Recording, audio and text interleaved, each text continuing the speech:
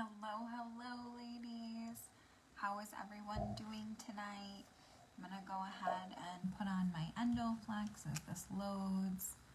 Okay, now I can invite you guys to watch. So I'm gonna go ahead and do that. As you are jumping on, say hello. Tell me how you're feeling today. Tell me how you're doing. And we have a lot of ground to cover tonight. So let me put on some Northern Lights Black Spruce. Really just kind of get grounded, get connected, and just say hello. Tell me how you guys are doing. Okay, so today is day 3 of our Happier Hormones experience. So we're really kind of setting the stage around understanding what is possible with our hormones, then really identifying some of the culprits undermining our hormone health. Today, we're really going to talk about nourishing your body according to your cycle. Understanding how to nourish your body, understanding your relationship with nourishing your body, and understanding the energy of food and daily rhythms and that experience of eating, because that is also an energetic exchange, is when you're setting yourself up for meals and things like that. The way you prepare your meals, the types of food you eat, it always all matters.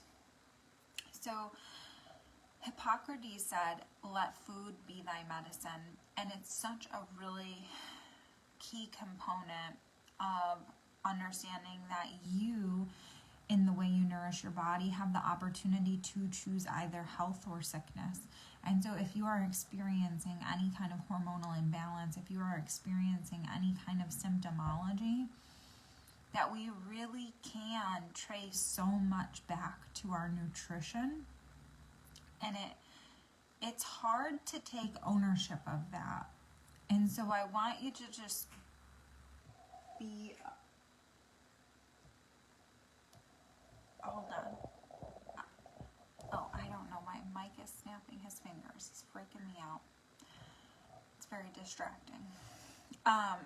So, whatever. Food, herbs, tinctures, oils have long been around since before modern day medicine. So this was medicine in the past. This was what people were using, what healers were using was actually food. You read about garlic and ginger and things like that being great for your digestion, your immune system. If you've ever heard of the fire cider recipe, that is wicked, but it is so powerful for if you are struggling with some type of cold and flu thing going on. Elderberry, things like that. These are old wisdom that we have really lost touch with. Just like our feminine cycle, we've really lost touch with what it can look like and what it should look like. So if you are experiencing any kind of symptom, any kind of digestive issue, mood issue, pain point, we really can begin to release that through shifting our nutrition. So,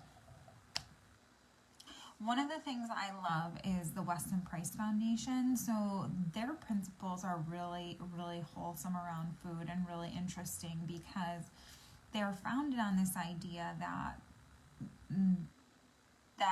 this doctor, this dentist, Weston Price, traveled the world looking for understanding around what actually caused good teeth health and what was causing concerns that he was seeing in people's oral health. And we know that our oral health is actually a huge indicator of our body's overall health, which is so interesting because I'm going to talk a little bit about Ayurveda tonight. And one of the ways an Ayurvedic practitioner diagnoses you, looks at your body, looks at your system, is by looking at your tongue.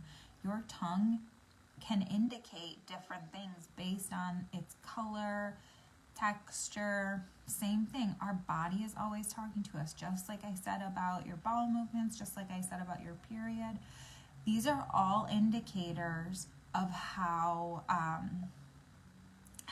your health is in your body. So your tongue is a really great indicator, and your oral health is also a really important indicator. And Weston Price, he traveled the world, and he found that actually more indigenous cultures had better oral health despite not having access to some of the same resources that more modern cultures were having.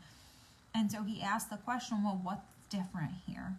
And it really came to the nutritional quality of what they were eating, and that they were eating nutrient-dense food. And this is something we're going to talk about, is that most people, the standard American diet, SAD, is sad. It's just sad. We are malnourished. We are overnourished, and we are malnourished. So we're eating too much of not the right things, and not enough of the things that actually serve our body. And this is so important. So I love Weston Price. I shared in the group a post, a picture of the Flow Living chart of Alyssa Vitti's work, who I love. I love her work. I love her books and her information that she puts out there. And then again, I love Ayurveda because I'm a yoga practitioner, and I'm really about like this ancient wisdom. Like, this wisdom has been around for so long. So when we look at our cycle and understanding food, I also want you to think about like the energy of food. Not only what are you eating, but where did it come from? How did it get to you? And how are you preparing it? So this is all going to matter. There's an energetic exchange. Some people choose to be vegetarian, vegan, and if you're choosing to eat meat or eat fish or things like that, I want you to be very conscious of the energy of the food that you're eating. There's a very different energy between the way an animal is treated, how it's raised, what it's fed, what it's exposed to. All of that comes into the energy of the cells of the animal. So if you are opting to eat that way, which personally, I'm just going to tell you guys, I do. I'm not a vegetarian or a vegan, but I really do try to be conscious as much as I possibly can of where my food is coming from. And I genuinely also believe in the practice of expressing gratitude to the things that you are eating, for the things that you are eating. That energetic exchange with your food is so important. So I'm really curious if you guys have experiences around the energy of food. Like, have you ever eaten something and like noticed how it makes you feel? Noticed how it shifts your body? Notice how it triggers a response in you, whether it's emotional or physical. This is always happening, whether we're conscious of it or not. So I'd love for you guys to share if that has been something that has come into your consciousness. So know that our gut health constitutes so much of our health. They are finding more and more connections between gut health and mental health. And they're really tracing those imbalances in the neurotransmitters back to gut health. We know already that our gut constitutes 80% of our immune system. And I testified to that yesterday as a very clear case example of my son Michael. Like, digestion is huge, and if our digestion is not functioning the way it's supposed to, it impacts our immune system so quickly. And so every food that we eat, every choice that we make, it has to be a conscious decision. It has to be a conscious thought of, is this nourishing my body Or, am I feeding sickness? Am I slowly poisoning myself? And that might sound dramatic, but it's unfortunately not. And this is where this gets a little bit triggering, is because it can be hard to take ownership of the fact that we make the choices around our food. It's so much easier to blame the sickness or the symptom and say, that's why I have this, is because I have this diagnosis, not because my body is undernourished in a certain way. Hi Shannon, I don't think I've really noticed it unless it's between fried foods and fresh, healthy eating cooking. And that's a great place to start. It's really important to notice the difference in how you feel, because when you're conscious of it, you can make that choice really intentionally and know, at the very least, know what you're in for if you opt to eat those things and help your body get rid of some of those toxins, those hydrogenated oils faster, and know that it might be more likely that it gets clogged up somewhere, right? In the liver, in the digestive system, in the lymphatic system, and really being conscious about then supporting those detox pathways. So, blood sugar. Let's talk about that. This is a number one culprit in hormone imbalance, blood sugar imbalance. So what does that actually mean? So blood sugar imbalance is when you are mismanaging your blood sugar by either not eating lots of carbohydrates and things that are going to spike your blood sugar, without eating the things that will stabilize your blood sugar, like fats and proteins. So for example, if you wake up in the morning and you don't eat breakfast and you have lunch, and say you have pasta for lunch with a side of breadsticks and that's it,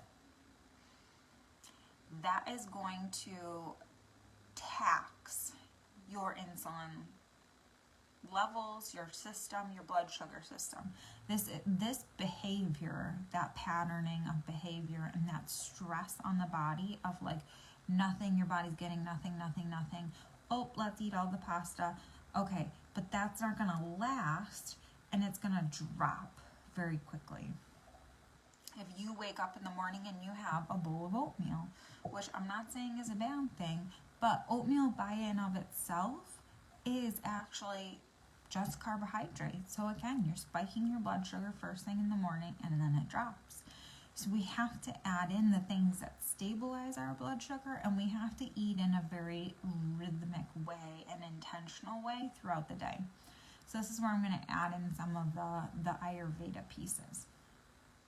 So you should be, if we are following an Ayurvedic clock, your day should really start before 6 a.m. I don't know how that makes you feel. I'd love for you to share how that makes you feel. But there's let me explain a little bit of the reasoning behind that. So Ayurveda chunks the day out into 3 different types of energies. So between 6 and 10 is what's called kapha time. So let me make sure I'm getting this right. 10 and 2, so 10 a.m. and 2 p.m. is the time that actually your pitta energy is the highest. So, yep, that's right. Okay. So, just mapping this out in my head. If you wake up at 6 a.m., before 6 a.m., 6 a.m. is when the kapha time starts, which is actually like a slow energy, we'll describe it as. So if you wake up before 6, you're catching what's called vata energy, which is air energy. It's a little bit busier. So if you can wake up before 6 a.m., your body is ready energetically to move, to get out of bed, to do some things. And there's this natural slow energy between 6 a.m. and 10 a.m. So that's why it might feel like it's harder to get out of bed at 7 rather than sometimes you wake up at 5:30 and you're like wide awake and you're like, okay, but I don't want to get up. But your body is in an energetic place where it's ready to get up. So know that that's happening. The other thing that's happening is that your digestion kind of coincides with these energetic pieces. So what comes next at 10 a.m. to 2 p.m. is what's called pitta time. And this is a very fiery, energetic time. So this is also a time where your body has its most digestive agni. And imagine that as like digestive fire, like digestive juices, like everything is heated. And this is actually when you should take your largest meal is between 10 a.m. and 2 p.m. Your lunch should be the largest meal that you eat all day because your body can handle it. Your body can digest things better. It's in that fire energy. It can consume it, digest it, use it up, and move it out much easier. So 2 to 6 again is that vata time. So you kind of get a little bit more movement, more energy, and then you start to slow down again from 6 a.m. to 10 p.m. So they all coincide with one another.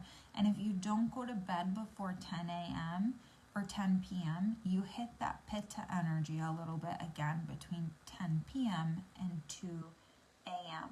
So that's why if you actually stay up past 10 p.m., it's harder to get to sleep because you have caught that window of that fiery energy, and that's when you might find yourself staying awake for a few hours. Shannon, my son wakes up between 5 and 5:30, so I'm used to it. That's great. Roll with that. Keep it going. So these are kind of just like food for thought, things to be aware of, things you might never have known.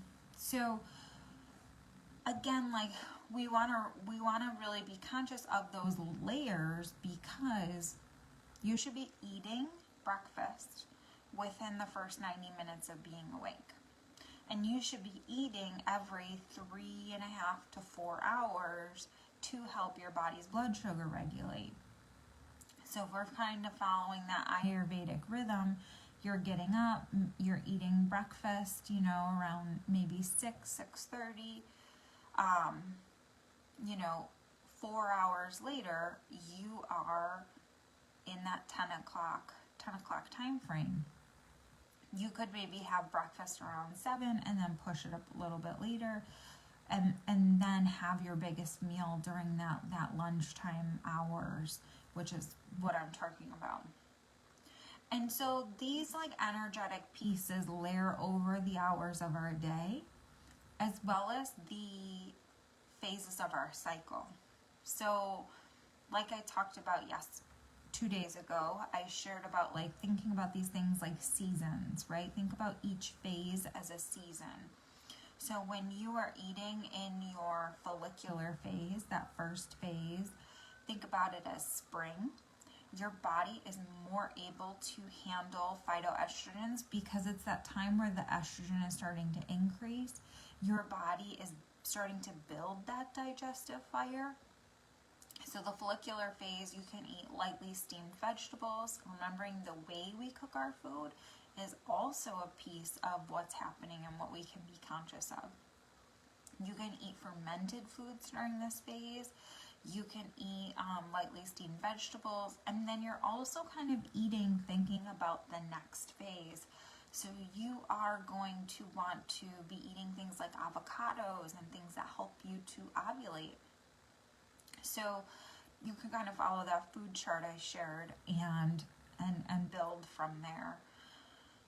And then in your ovulatory phase, you actually have the highest digestive agni. So this is the time in your cycle like that 10 a.m. or 10 a.m. to 2 p.m. hours is when your digestive agni is the highest. Your body can handle raw foods. You can drink cold pressed juices, cold smoothies. Because the digestive fire is so high, you can handle more of that raw, fresh veggies, fresh fruit input, and it's able to digest it, to consume it, to absorb it, and to get it out. So that's really something to be aware of. And then your meal for dinner actually should be your lightest meal, because remember, overnight your body is doing a lot of work. It's digesting, it's absorbing, your liver is cleaning out the body. And so, you know, in Ayurveda, when we were in yoga teacher training and we did this weekend retreat, what we had for dinner was a light salad and a really hearty soup.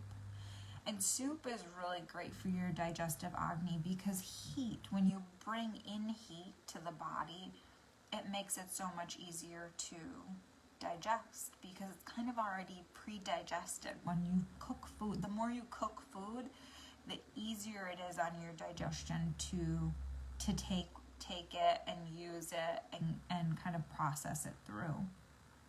So another Ayurvedic tip, I don't think I said this yet, is to start your day with hot water. Start your day with hot lemon water.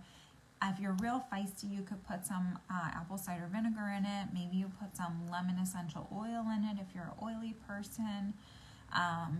What do you do for dinner with your sons if you're doing something lighter like that for dinner?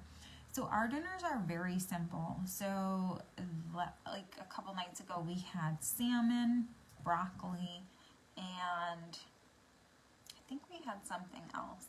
I mean, I keep it, they are more often than not, eating exactly what we're eating. And so I just keep it very simple. Like, what's our protein? What's our vegetable? Maybe there's an additional piece. Maybe I offer them like some fruit with their meal. I love to give them pickles as a fermented food. To support their probiotics in their body, and they love pickles, so that might be something I throw in there as extra. Sometimes I throw in a little carb for them, like a bread or potato or things like that. So honestly, I just keep it so simple, and we eat the same things as each other. I always offer them. I always offer them what we're eating. And then if I feel like they need more calories, because I know their bodies are using a lot more energy, then I address that. Then I add in some food. And you know, maybe you still put it in front of them. I know my kids do better with soup that's like thicker, rather than like a very soupy soup, right? So soup with a lot of maybe beans or rice or noodles or big chunk vegetables and things like that, where they can like scoop it. It's less messy because it's just less liquid. It's more chunks of things. That might be a little bit easier. So find out some soups, but like also the same thing with a salad. Like, chunk up some vegetables. I don't like plain salad. I like to dress up my salad with toppings and things like that, and that's great. That's okay too. So keep it simple, but like, make it stuff you like. Make it stuff you like, because your kids they will eat what you like and what you are eating, because inevitably they just want the food that is in your mouth, and they just scream at you until you give them what you're eating, is my experience. So, but simplicity is so much better. So knowing about this like Ayurvedic clock, this daily rhythm, understanding a really appropriate plate balance of carbs, like the most carbs you should be eating would be in that lunchtime hour. If you can avoid it, try not to have carbs with dinner, or it depends on the phase you're in and all these pieces. So just to be conscious of, like, if you do eat some, Maybe you do a little gentle movement before you go to bed, because you want to exert some of that energy that you just absorbed into your body. Because our goal here is to regulate the body's blood sugar, stabilize the body's blood sugar, because when you do that, you're creating a really solid foundation for your hormonal health. It's so important. I can tell you from personal experience that it is so important. One of the things, I don't think I've shared this yet over the last few days, is when I was working on healing my hormones, one of the things that was my biggest stressor on my body was that I wouldn't eat all day. And I would then be starving, and I would be craving sugar because my body just needed any kind of input, right? I was so hungry because I wouldn't eat, because I was overwhelmed with things going on with Michael, and I would just reach for sugar, which, like I said, when you don't eat and then you eat something that spikes and drops your blood sugar, that creates such a stress on your body system, and thereby perpetuated the issues I was having. So now things that I keep on hand for those moments are things like nuts. I love to snack on like a mixed nuts thing so that I have something that will stabilize my blood sugar when I am in a moment of like knowing that I need to eat something, so that I'm getting some protein, some fat, things like that. So that's really important, is to stabilize your body's blood sugar, because this is literally step number 1 to healing your hormones, is stabilizing that blood sugar. It's so important. Then we want to identify what are the inflammation triggers for your body. I'm going to tell you some that are just general across the board triggers. Love me or hate me, but I'm going to be honest. And know that this is always going to vary in regards to where you are in your motivation to heal your hormones. When I was really diligently working on my hormones, I eliminated these things from my diet, my daily rhythm, and I was diligent about it. I can't say that I still am, but I'm not in dire hormonal imbalance like I was 2 years ago. So take what you will, but caffeine is a huge stress for most women. There are some, very few, I think you can get use some of those like Ancestry or 23andMe testing to kind of find out if your body can handle caffeine better. There is some gene component to that. Most women, though, it is either stressing your system, period. I know, believe me, I know. And then the other thing about it is it's taxing your adrenals, which we talked about yesterday, is again another component of healing your hormones. So regardless of whether your physical body, your constitution can handle caffeine, if you are stressed, especially when you are stressed, if you could not drink caffeine or switch to decaf at the very least, that would help again reduce the load, reduce the body burden. Ideally, you get off it altogether. I've done it. I fell back.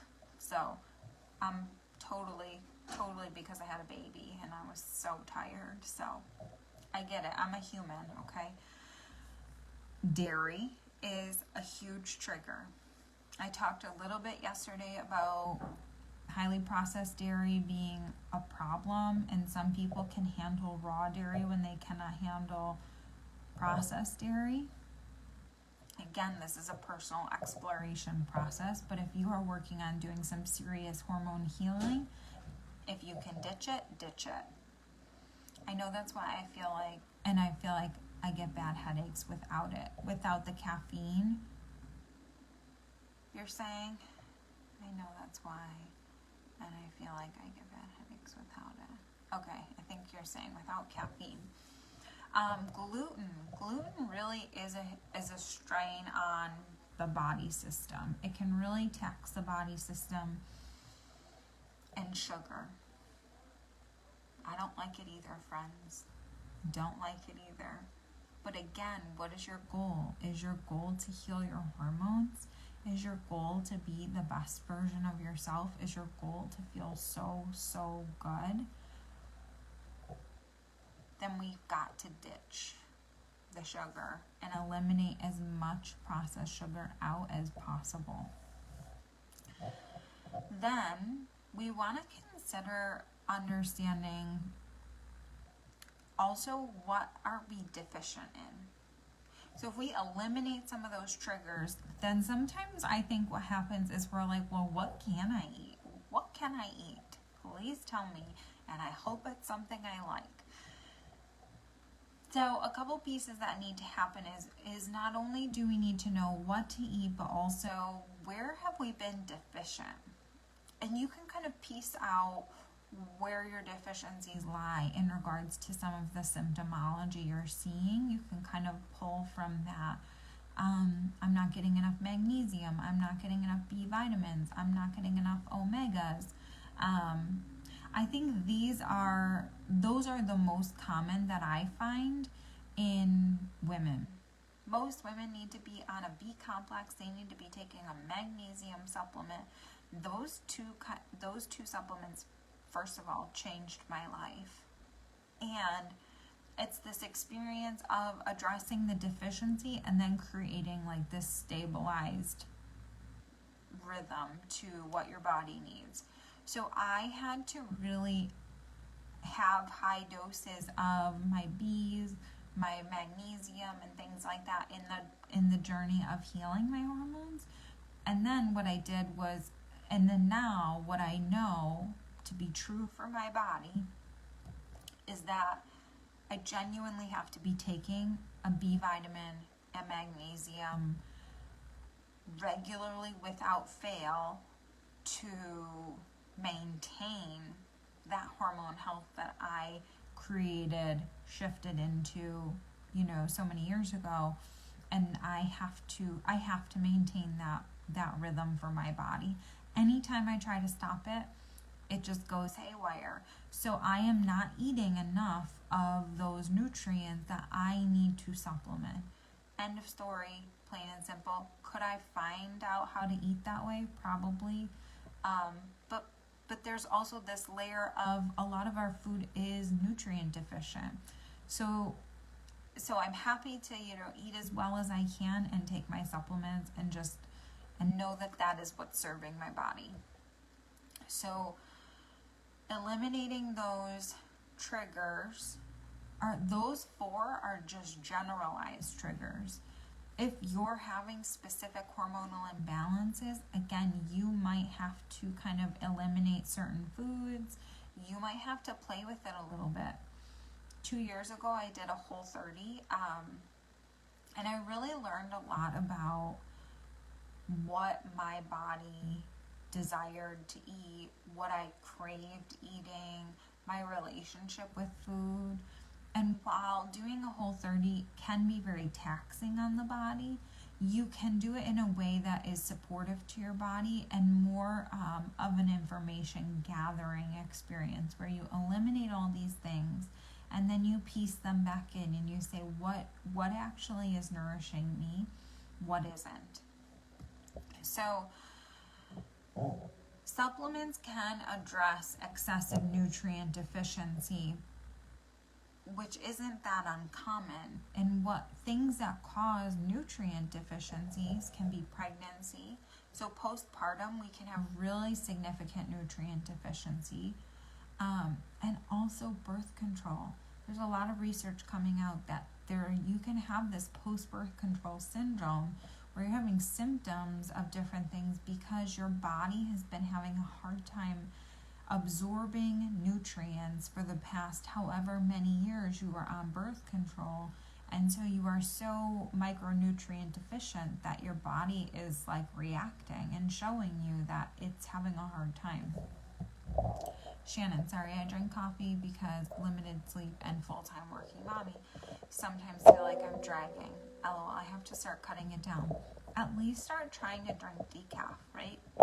Slowly phase it out of your life, and then just see if that actually doesn't help your energy, right? I know, I get it. I know that it's hard. I know, because my 2-year-old still does not sleep through the night. So believe me, girl, believe me, that sleep is a real important thing. So supplements that I have really seen most women benefit from are B complexes, magnesium, omegas. I really like Young Living Super B. I do the Super Cal. And then I really actually like Nordic Naturals omegas, just because it's easier to get higher dosages in less pills from that brand. And then I love my Young Living, my Ningxia. And then as I see different things come up, I address different pieces, right? So sometimes I take digestive enzymes, sometimes I take probiotics, sometimes, actually every day I've been doing a sulfur supplement. It's called Sulfurzyme. I add that into my Ningxia, and I just love it. I don't know why. And amino-wise, which does play into the liver. C's help your liver. Do you need the additional supplements if you take a multivitamin? Again, it depends on you. It's kind of going to be your journey of experiencing, is the multivitamin even serving you? Is it enough of the right vitamin? Is it enough of the right supplement, mineral, things like that? And sometimes, you do need additional pieces because of those micronutrient deficiencies that most women have based on your cumulative life experiences, based on your nutrition for the last however many years you've been alive, based on any medication you've taken. Like I just said about birth control, I mean, think about that with any medication that could have impacted your gut health, your gut absorption, your body's ability to absorb the nutrients in food. That's where a digestive enzyme really comes into play. Is similar to the digestive fire, that digestive agni. Enzymes help break down your body's food, thereby you absorb the nutrients, thereby your body can use what you ate. If you're not using the nutrients of the food you ate, then there's a problem there. So a digestive enzyme helps you do that, so it becomes all of these things of kind of navigating what does your body need, what feels good, where do you start to see symptom relief is also the key. Is if you are struggling with something, then something's missing, right? So is that multivitamin serving you? Is it giving you just enough and then you still need more? Maybe. So start to play with that, but then you're still having the symptoms, so then we need to say, well, why? Well, what's that coming from? Where is the catch? Where is the deficiency? What is your body not getting enough of? And if it can get enough of the whole foods, it can absorb the nutrients from those whole foods, then you're golden. But most of us are not getting that. Most of us are not eating enough of the right things, again, and then absorbing the nutrients from those things to really function well, which is just the nature of the beast of our current standard American world. So we do have to look at that supplementation piece. And then again, like the rhythm of eating, I started to say about your follicular phase, your ovulatory phase is the raw food, uncooked food. And then we start to see that digestive agni decrease as the phases continue. So once you get into your luteal phase, that's a phase you really want to be supporting. Especially this is a phase where you start to see more symptoms, right? It makes sense. The digestive fire goes down. Your body is less able to kind of chomp things up, use what you're eating. So you want to actually be cooking your food a little bit more in the luteal phase. You want to be eating root vegetables. I think sweet potatoes are an amazing food to eat during this phase. It's actually one of my favorite food phases because of, if you look at the chart, some of my favorite foods are in this phase. So I love to I think cabbage is in this phase. You can roast cabbage. I saute some onions and make like a little mustard thing with cabbage. I love roasted sweet potatoes. I'll make sweet potato toast or sweet potato slices and just roast them up and put them with things. And these root vegetables are really filling the need of the body as actually having a lower blood sugar at this time, which is why, again, we're craving sugar.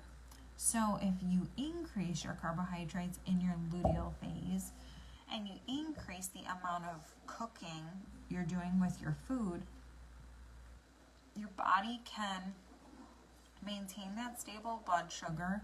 It can use and absorb what you're eating much better than if you're trying to eat raw food in this phase or you're skipping meals or things like that. That is not going to serve your luteal phase, because each phase, I've also noticed, kind of sets you up for the next. So having a really nutrient dense luteal phase sets you up for a really comfortable period. So if you're having cramps, if you're having migraines, if you're having any kind of aches or mood issues during your menses, again, we can trace it back to different nutrient deficiencies. It's all traceable. It's all traceable back to the food that you're eating. So setting up your one phase for the next phase. In your menses phase, that is when you need to be eating the broth, really cooked food, really nutrient dense. Like there's some really good seafoods in this phase to tap into. Fatty food that's like replacing the iron from your blood loss, right? Think about like the things that are happening. You're losing blood, you're more fatigued, so you really need to be putting some really high nutrient dense food and really warm, nourishing food. So broth, soup is a really important thing to be eating in this phase, and to be, I also think there's some like fun color associations. So this is a time to be eating beets. This is a time to be eating kale. So those dark colored vegetables and fruits, blackberries, are actually coinciding with your menses, which makes total sense. So know that this kind of is like, it's a rolling domino effect. Each time you eat well in a phase, it's going to impact the next phase going well. Which also means that if you have never done this before, you can start at any time. You can always begin this journey, and you can always take the information from the current phase that you're in and then address it as you're moving forward, and continue to support yourself through your nutrition and love your body that way.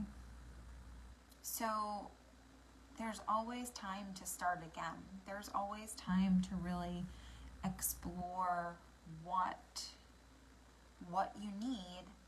And then what's so amazing is your body resets so quickly.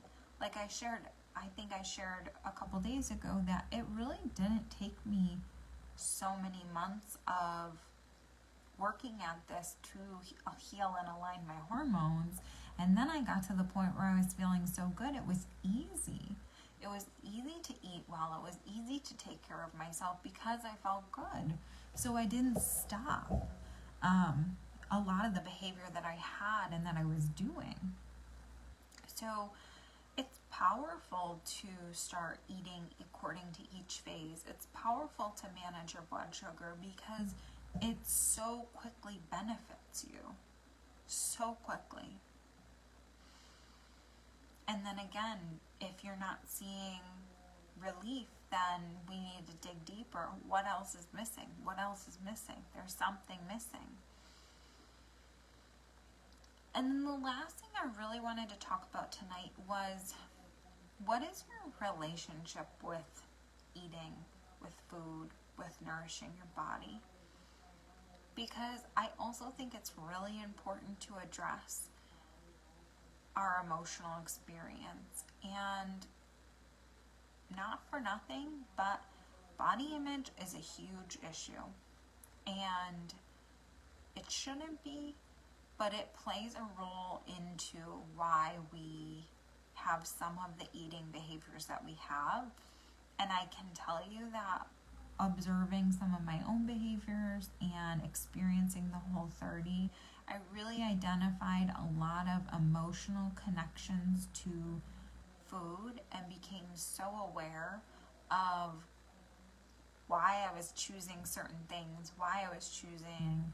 I can distinctly remember one night, again, like Michael has just been his journey has impacted my awareness so much, because we went to an appointment while I was doing the Whole30, and I remember feeling like I just want to get pizza. I just want to get pizza tonight. I want it to be easy. I want to have this indulgence. And I thought, wow, that's really interesting that I had this negative experience and I want this food. And it's unpacking some of that is mind-blowing. And I've seen it impact my friends after they have a baby. And we think that not eating is going to get us back to a certain weight or a certain way of looking, and what actually it's actually going to have the opposite effect, is mismanaged blood sugar, starving yourself and things like that really can actually have the opposite effect of your body thinking that it's starving, so you're holding on to more weight. And it's just, I know, and I have seen in moms from doing prenatal yoga, from teaching yoga in general, from doing mental health work, that we are not without body image issues in this world of trying to manage our hormones. But when we have this added layer of emotional baggage around having food and eating and what that's going to make us look like, it creates this extra complication. So I'm so curious, what are your relationships with food right now?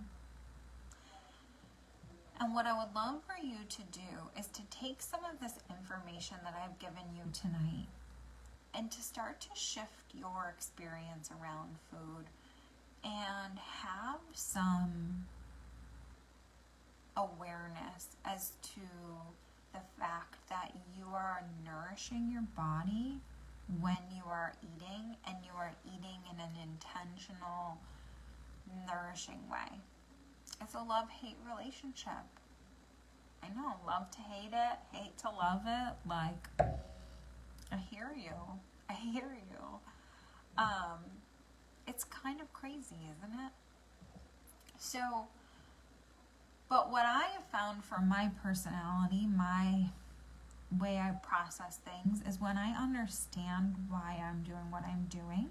So when I started to learn about hormone health and I knew what choice led to what consequence, it was much easier for me to make the conscious effort and to say, no, this is what I need to do. I need to eat. I need to have 3 meals a day. I need to eat within a certain amount of time of waking up. I need to have my largest meal during these hours, etc., etc.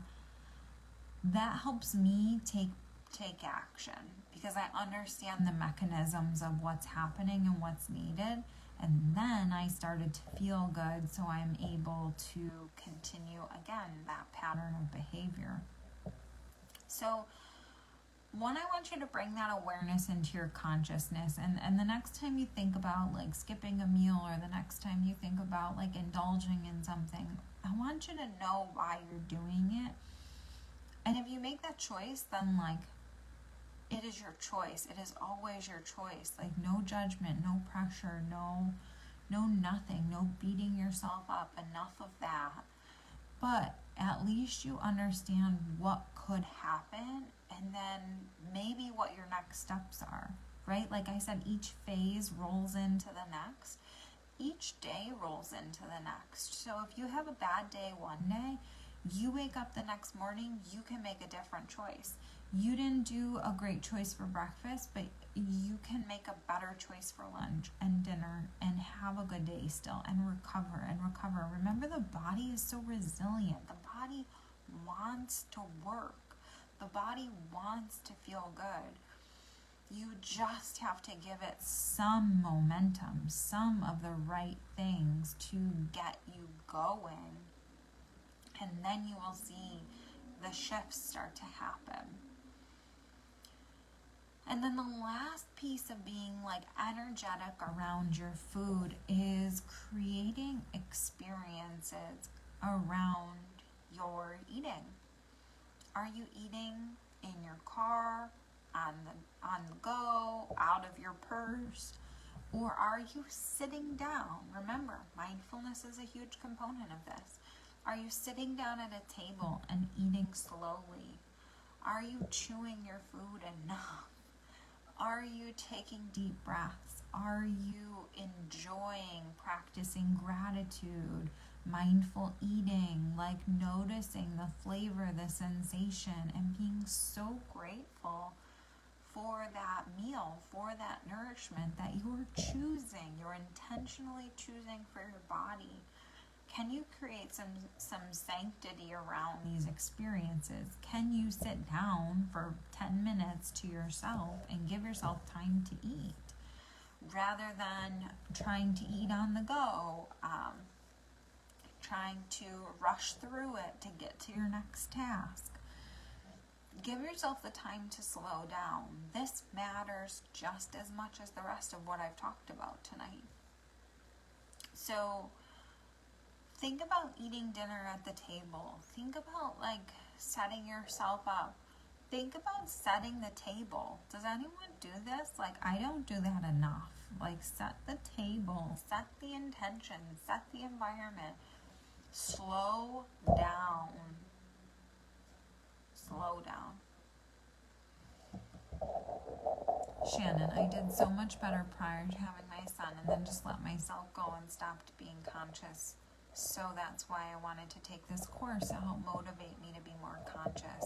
It does. Things like that can totally derail us.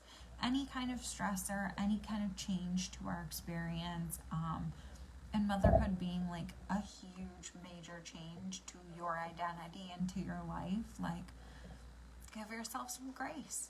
Give yourself some grace and know that the next step you take, the step you take from this, the awareness you take from this course, this experience, is to love your body better, is to nourish your body. It is not to put pressure on yourself. It is not to feel like a failure. It is to love your body a little bit more so that you can show up as a better mom, so that you can feel better, you can feel more patient, you can feel more like yourself.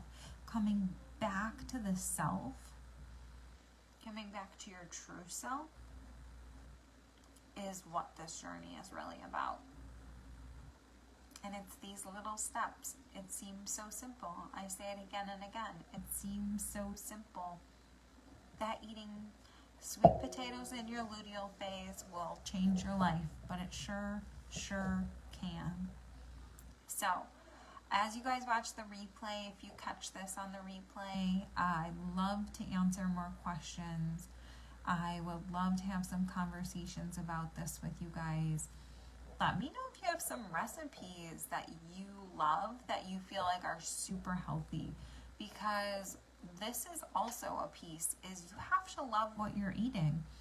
There are foods from that chart I pick that I love, and what I personally will do when I am meal planning, when I'm the one grocery shopping, what I did today to really also just get in the mindset for you guys was, I'll sit and I will look at the phase that I am in. I will look at that section of the chart and I will create some meal plan ideas. So for my follicular phase, I love to make this balsamic and artichoke chicken. What else is in there? In the summertime, we love to grill zucchini. I'm trying to remember, oats and eggs. That's great because I'm going to make some oat balls with some nut butter as like snacks, and really easy to reach for protein, but I'm getting the oats in, and I'm going to add some flaxseed in because if you're into seed cycling, that's a thing. You can eat certain seeds. I think it's flax seeds at the beginning, and then sesame seeds in the second half. And I forget where sunflower seeds and pumpkin seeds go. I'll circle back and answer that if anyone's curious. But flax seeds in the beginning, you can kind of mix those in. And then I love to do salmon and salmon salad in the ovulatory phase is one of my favorite go-tos. Again, I love sweet potatoes, so that phase is easy. Turkey's in that phase, so I like to make some turkey meatballs. And then in the ovulatory or in the menstrual phase, I love to do a kale salad with blackberries, beets. I get those pickled beets. That makes life so much easier. Make it easy, make it fun, make it things that you love is my point. So I'm curious if there are certain recipes that you love that like are so, are nourishing for you, that make you feel good, because if you can start there and you can start to understand where you should eat that in your cycle and why, then you can kind of play with building from there, right? Pick one thing, make it easy, make it accessible, then you add the next, then you add the next. You create momentum in your health journey to help you to feel good. So, like I said, we have so much to cover tonight. So please, as you watch the replay, let me know what questions you have. Clearly love talking about this. So I am sending you all so much love, and I hope you have a great night.